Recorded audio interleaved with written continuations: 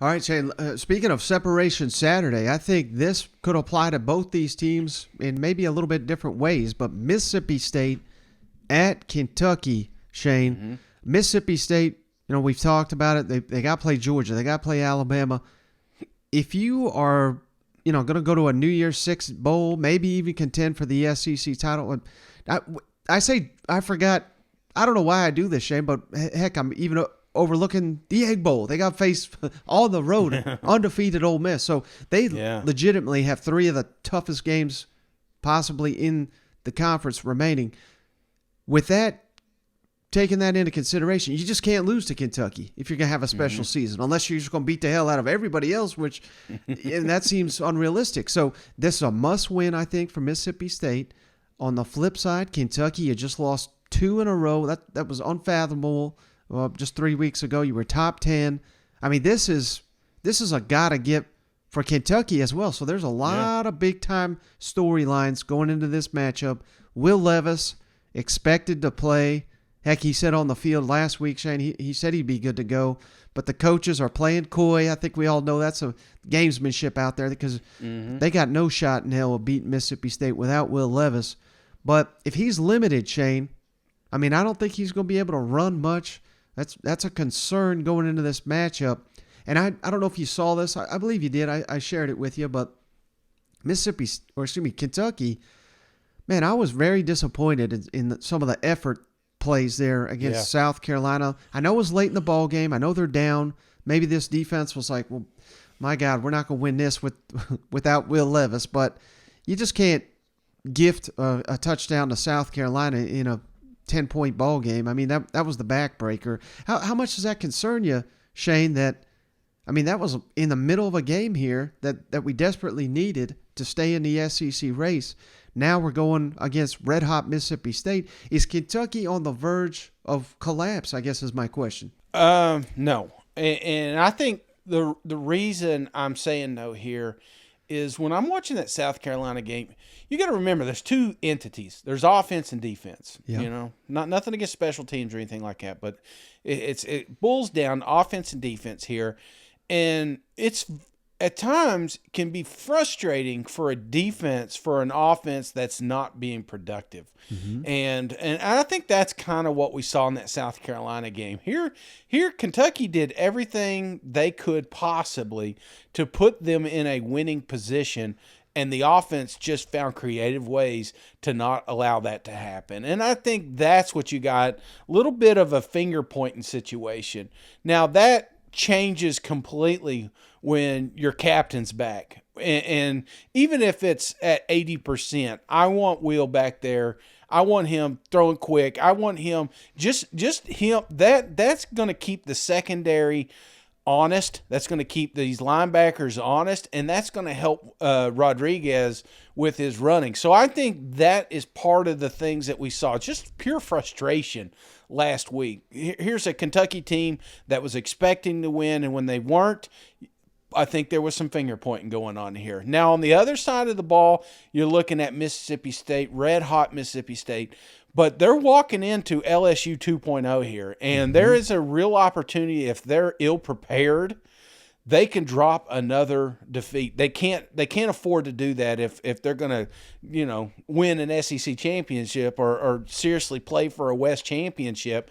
But I think that's where Mississippi State is. They cannot take their foot off the gas because Kentucky's dangerous. Last week Kentucky is not going to be this week Kentucky. And that's kind of the MO of Mike Leach's team, Shane. They're somewhat inconsistent.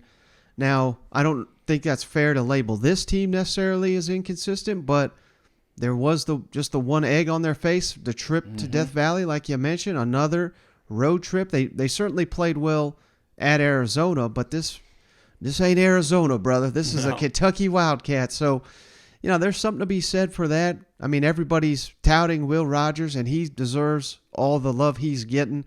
But this series, Shane, but whether it's Mark Stoops versus Dan Mullen or versus Mike Stoops or even Joe Moorhead, it certainly seems to often when a team is totally counted out, they pull one out. So, I mean, this is an annual series that, not historic rivals or anything like that, but they have been obviously since the SEC went to divisions. This is one of the better annual matchups. Very unpredictable. I assume most people are going to be picking Mississippi State to win this, Shane, but just keep that in the back of your mind. Kentucky, at home, desperation mode. Chris Rodriguez, Will Levis. I mean, that's a hell of a combo with these receivers. I am not counting Kentucky out of this one, and they simply have to have this game.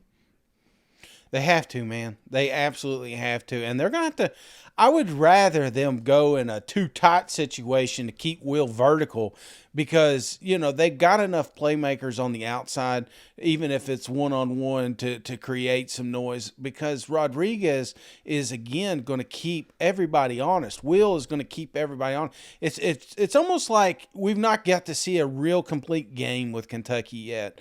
Nothing against the Ole Miss thing, but, he's just getting kind of back into game shape and everything. It just felt like it wasn't hitting on all cylinders. But last week that running game was back. Kentucky running game looked fantastic. And if they compare that with Will Levis, this is a dangerous squad. This is the team that we were talking about in the offseason. So even Will Levis, like I said, at 70-80%, I would rather have him out there because there are going to be opportunities when they still stretch the field and don't get so predicted. I think that's the problem we saw last week. It was just Kentucky was so predictable that South Carolina was just able to load that box up. Mark, with this being a home game, will that help, and the crowd being what you expect them to be, will that help to fix what's broken? No, the only thing to fix anything is to get back to work. We know that. We've been there. We understand what it takes. Our team knows what it takes. Our coaching staff knows what it takes, and we got to get back to work. There's nobody gonna feel sorry for you. You get back to work, get back on the horse, and get back at it here this week. Is it concerning at all to hear, players say that the energy is just not there on the sidelines at this point in the season? Well, I think it's always concerning, and we talked about it. I talked about it since Monday. I challenged them. Actually, I challenged them in the locker room the week before, post game, and I challenged them again Monday every week about high energy. So I guess I could talk about it till blue in the face, but I think they better do something about it. And I think that has to do with how we play too. You don't when you play very well, you seem to feed off the energy that's going on the field. Coach, in 2020, in year one, your team averaged just over 21 points a game. Currently, you're averaging right around 38 points a game. Your quarterback says there's a lot more left in the tank. What do you see? How much more is left in the tank for this offense?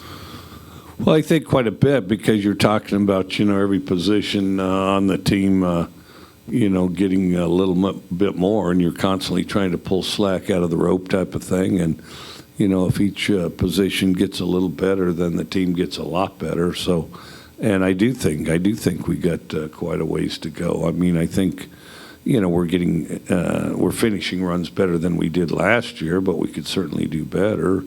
We're blocking the second level better than we did last year, but we can certainly do better. We were playing faster than we did last year, but we can certainly play faster. And then, defensively, we do a lot of good things, and we are kind of explosive and powerful on defense. But, there's some of the big plays we could definitely shut down too.